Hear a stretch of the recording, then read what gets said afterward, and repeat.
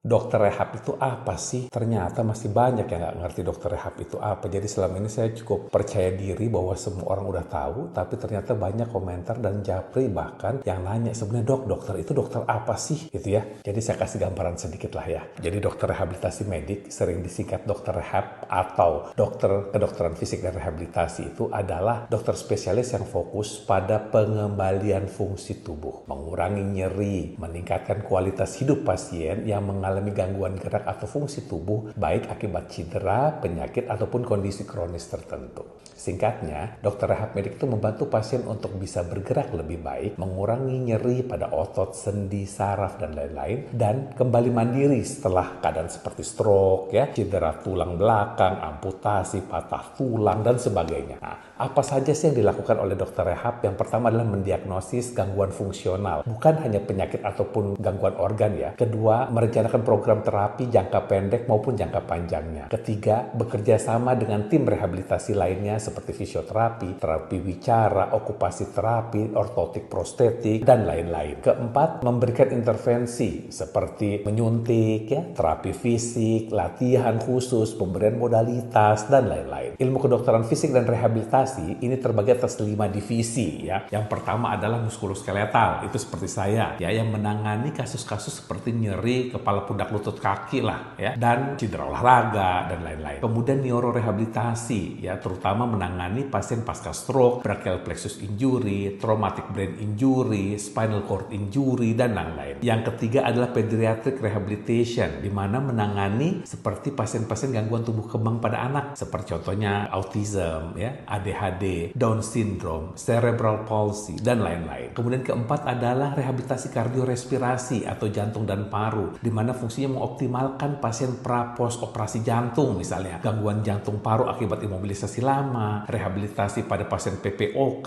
dan lain-lain. Yang kelima adalah rehabilitasi pada geriatri yang bertujuan untuk optimalisasi fungsi pada pasien-pasien geriatrik dengan segala keterbatasan fungsi yang dialaminya. Jadi, kalau kamu ingin tahu bagaimana caranya mengatasi nyeri, mengoptimalisasi fungsi setelah operasi, atau ingin kembali pulih setelah cedera, stroke, atau sekedar mengakomodasi keterbatasan fisik seseorang agar dapat optimal, maka dokter rehab medik lah jawabannya. Ada yang masih belum kenal sama dokter rehab medik di kota Anda?